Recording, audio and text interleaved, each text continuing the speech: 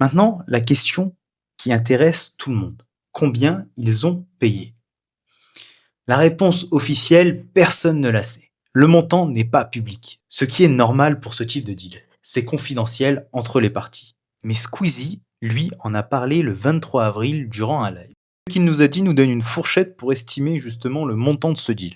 Squeezie a dit que le deal correspondait à un tiers d'une OP YouTube. Pour ceux qui ne savent pas, une OP, c'est une opération partenariale. En clair, un placement de produits dans une vidéo. La marque paye Squeezie pour intégrer leurs produits dans une de ses vidéos. C'est une des principales sources de revenus des grands créateurs.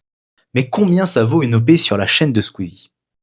De mes sources, le CPM moyen en France pour une vidéo gaming entertainment est entre 5 et 12 euros pour 1000 vues. Stop the Train a généré 15,4 millions de vues. En appliquant un CPM de 10 euros et en tenant compte du fait que YouTube prend 45%, on arrive environ à 70 000 euros de revenus. d'AdSense brut sur cette vidéo. 70 000 euros sur 700 000 euros de budget, le ratio est de 10%. Et c'est pour ça que les créateurs de cette envergure ne font pas des vidéos à 700 000 euros avec l'AdSense. Ils financent avec des OP. C'est là qu'intervient Boursobank.